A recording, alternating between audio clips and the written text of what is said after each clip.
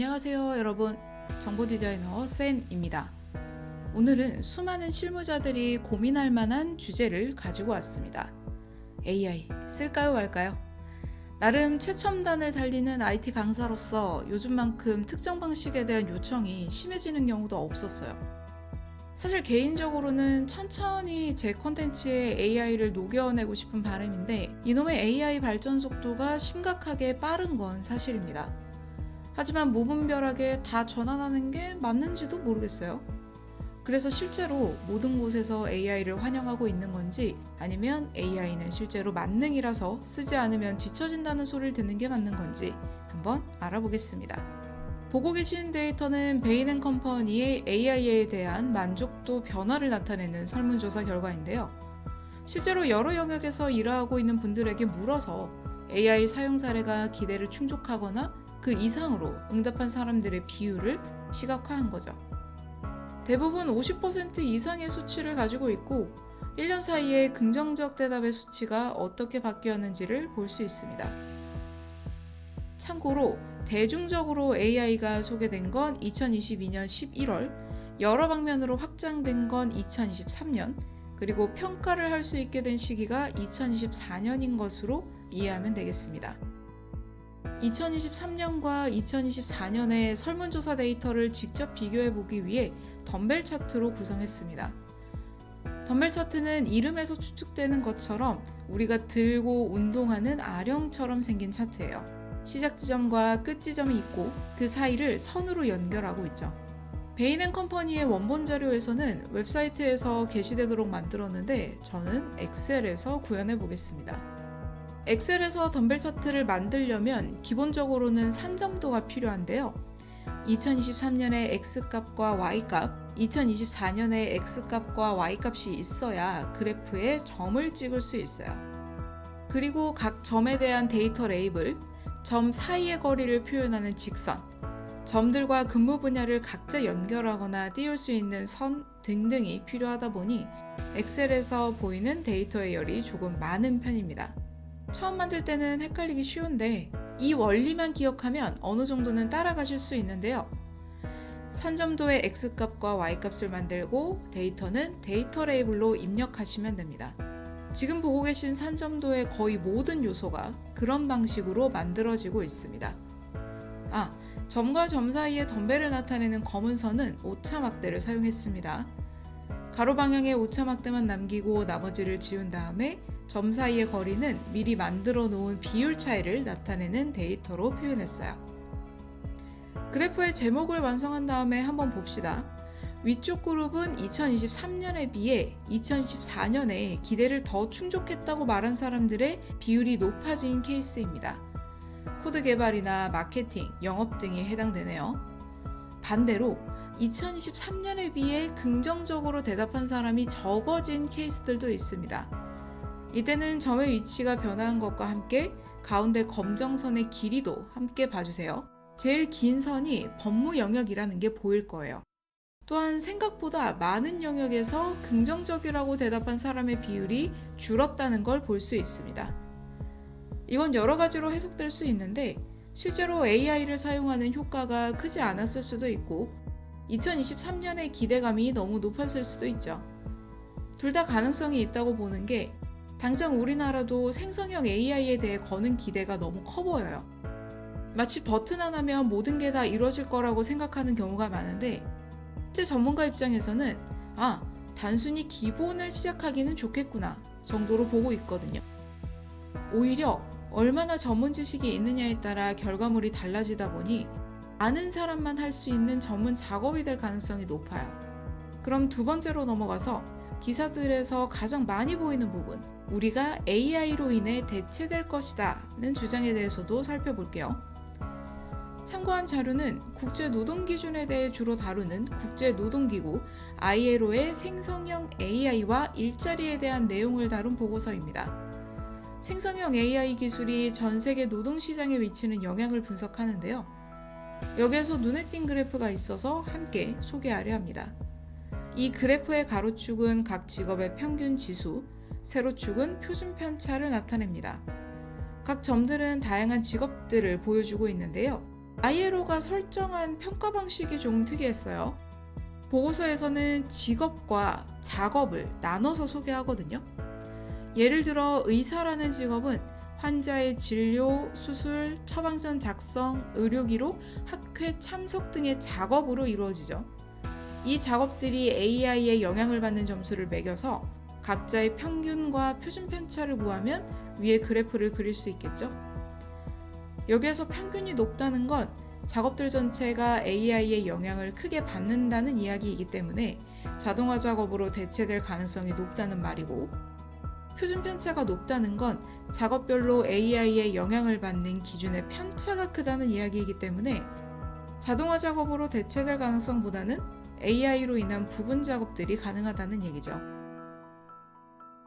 그래프의 중앙에 그려져 있는 파란색 선은 바로 이 수치들의 추세를 나타낸 선이니까 이 선의 기울기와 방향을 중심으로 다시 이야기해 봅시다. 우선 그래프의 왼쪽 부분은 평균이 낮기 때문에 의존도가 낮다는 걸 뜻하고요. 중간 지점의 파란색 점들은 AI의 의존도는 점점 높아지는 상황이지만 편차도 매우 크기 때문에 사람의 작업을 효율적으로 보강할 수 있다는 걸 의미합니다. 반대로 마지막 지점으로 갈수록 평균 점수가 높아지기 때문에 AI의 의존도가 매우 높아질 직업이 이곳에 있을 거라는 걸 알고 있죠. 그래프상에서도 빨간색 삼각형으로 표현했는데 자동화 잠재력이 높으므로 AI가 완전히 대체하는 것으로 볼 수 있겠네요. 이제 그래프를 조금 더 디테일하게 살펴볼게요. 위의 그래프를 직업별로 쪼갠 거라고 볼 수 있겠는데요. 자세히 보시면 가로축도 3개, 세로축도 3개인 것을 볼 수 있습니다. 같은 범위의 평균과 표준 편차 자리를 두고 직업별 차이를 보는 거죠. AI가 작업을 보강해주는 역할을 하는 직업군에는 관리자, 전문가, 기술직 등을 들 수 있습니다.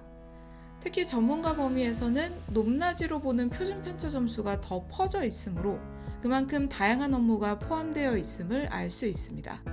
이 반대 방향에 있는 직업군이 바로 아래의 사무지원 업무라고 볼 수 있습니다. 자동화 시스템이 가장 빠르게 적용될 거라고 예측되는 부분이죠.